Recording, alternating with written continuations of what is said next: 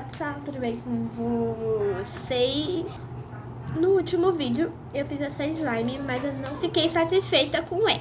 Aqui, ó, gente, ó, ficou assim.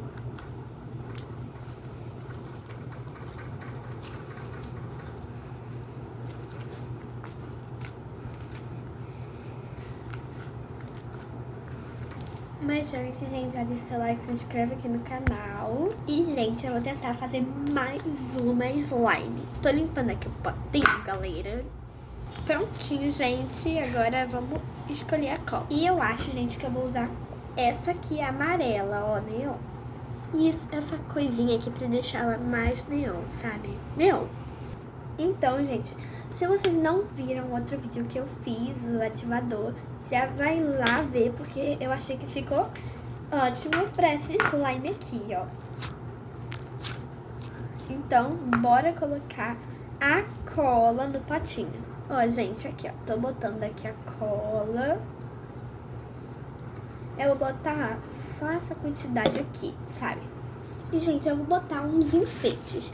Então, eu acho que eu vou botar esse isopor aqui amarelo. Então, bora abrir, né? Eu espero que dê certo, né? Porque eu nunca usei. Ó, gente, vamos lá. Pegar aqui um pouquinho. E botar. Ai, que bonitinho. Vai ficar linda essa slime. Eita. Ops.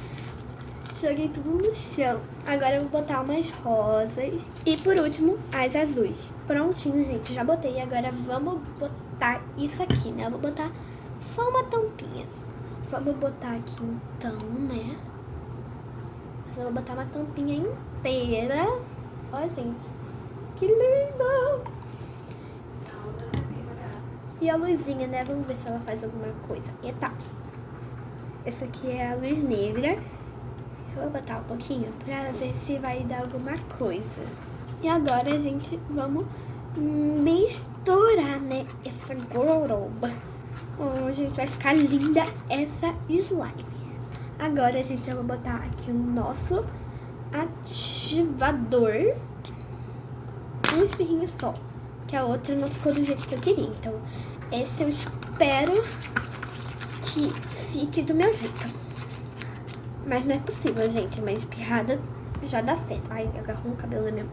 Então eu vou botar mais uma. Uma, duas.